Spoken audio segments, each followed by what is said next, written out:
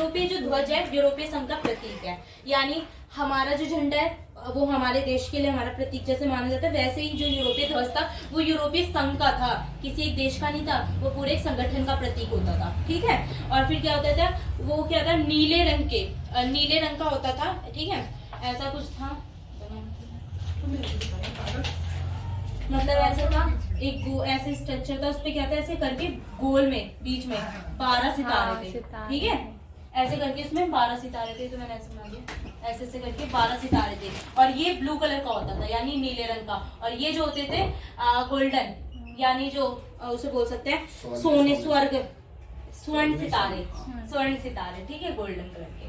ठीक है, और क्या थे, ये क्या करता था, ये झंडा दिखाता था यूरोपीय संघ के अंदर जितने भी देश शामिल है, ये दिखाता था कि उनके अंदर कितनी एकता है। ठीक है, और कितनी एकजुटता है। हम देख रहे थे यूरोपीय संघ का झंडा, जैसे कि मैंने बताया यूरोपीय संघ का झंडा कैसे, एक नीले रंग के पट्टे पे 12 स्वर्ण सितारे हैं, और ये क्या है, ये दिखाता है यूरोप के देशों में कैसे एकता और एकजुटता है। ठीक है, और हाँ बस ये था। ठीक है, और ये यूरोपीय ध्वज मतलब क्या है, यूरोपीय संघ का प्रतीक है। अब हम देखेंगे उसकी कुछ आर्थिक विशेषताएं। ठीक है, हम हमें किसी भी देश की आर्थिक विशेषता का पता कैसे चलता है, वहाँ के HDI से।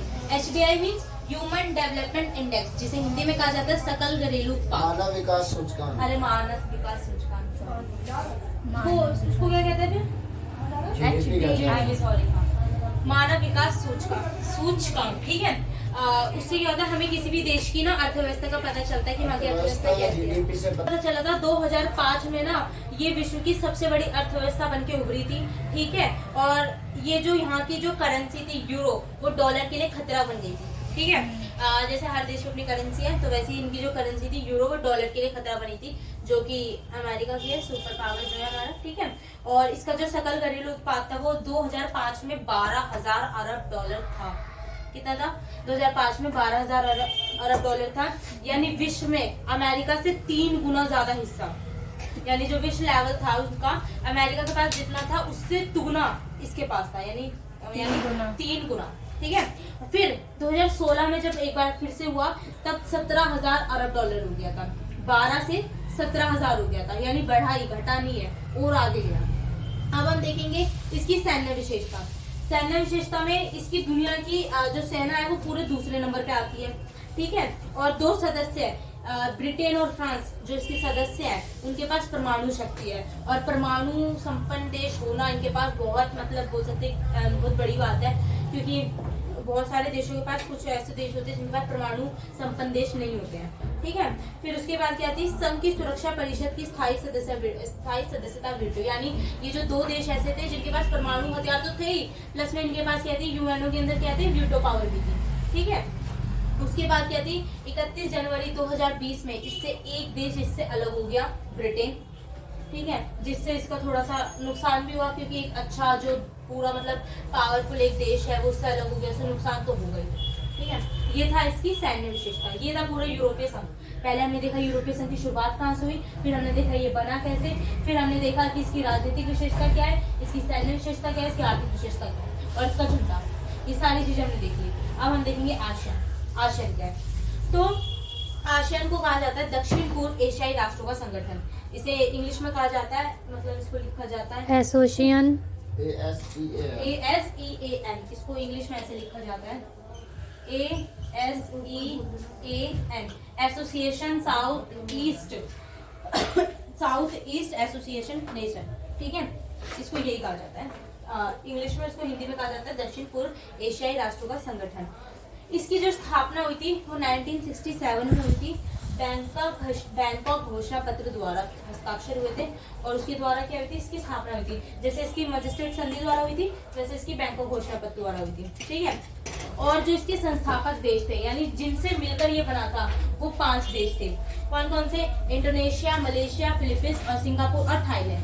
ठीक है, Indonesia, Malaysia, Philippines, Singapore, Thailand, 5 देश थे। ठीक है, और बाद में इसके अंदर 5 देश और शामिल हो गए। कौन कौन से, Brunei, Cambodia, Laos, Vietnam, Myanmar. Brunei, Cambodia, Laos, Vietnam और म्यांमार, ये 5 देश इसके अंदर बाद में शामिल हो गए।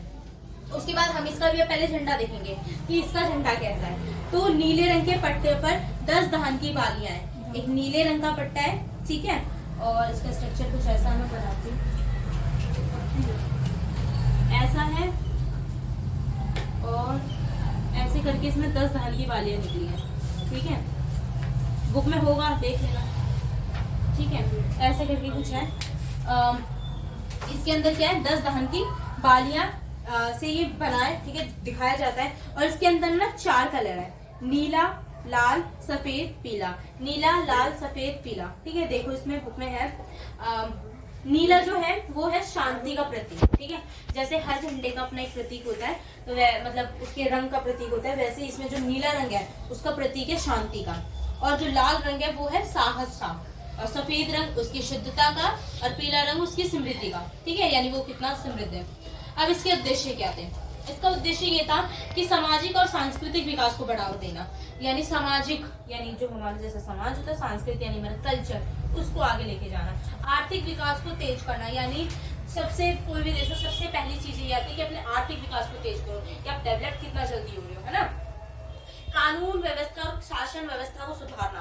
कानून व्यवस्था यानी जो लॉ की जो होते हैं वो सारी चीजें, और एक शासन यानी हमारा हो सकता है सिस्टम, उसको कैसे मतलब सुधारना चाहिए, और शांति को बढ़ावा देना, बिना लड़ाई दंगे के सारी चीजों को हल करना। अब 2003 में आसियान के 3 स्तंभ बनाए जाते हैं।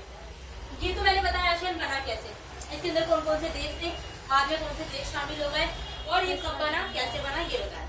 अब 2003 में क्या होता है कि इसके 3 स्तंभ बनाए जाते हैं। आसियान सुरक्षा समुदाय, आसियान आर्थिक समुदाय, और आसियान सामाजिक और सांस्कृतिक समुदाय।